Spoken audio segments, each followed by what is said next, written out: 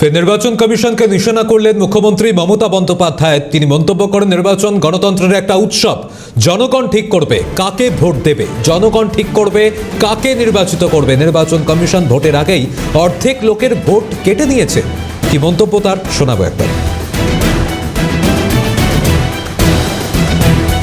নির্বাচন হচ্ছে গণতন্ত্রের উৎসব, কিন্তু সেখানে জনগণ ঠিক করবে কাকে ভোট দেবে, কাকে নির্বাচিত করবে, কাকে করবেন না।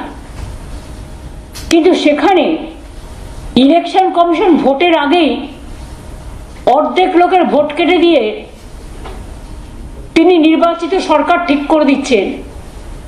এই কৈফিয়ত তাকে দিতে হবে। হচ্ছে নির্বাচন গণতন্ত্রের একটা উৎসব। জনগণ ঠিক করবে কাকে ভোট দেবে, জনগণ ঠিক করবে কাকে নির্বাচিত করবে। কিন্তু নির্বাচন কমিশন ভোটের আগেই অর্ধেক লোকের ভোট কেটে নিয়েছে। নির্বাচিত সরকার ঠিক করে দিচ্ছে কমিশন।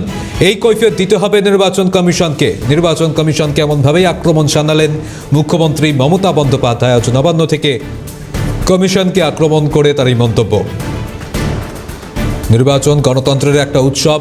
জনগণ ঠিক করবে কাকে ভোট দেবে, জনগণ ঠিক করবে কাকে নির্বাচিত করবে। কিন্তু নির্বাচন কমিশন ভোটের আগেই অর্ধেক লোকের ভোট কেটে নিয়েছে।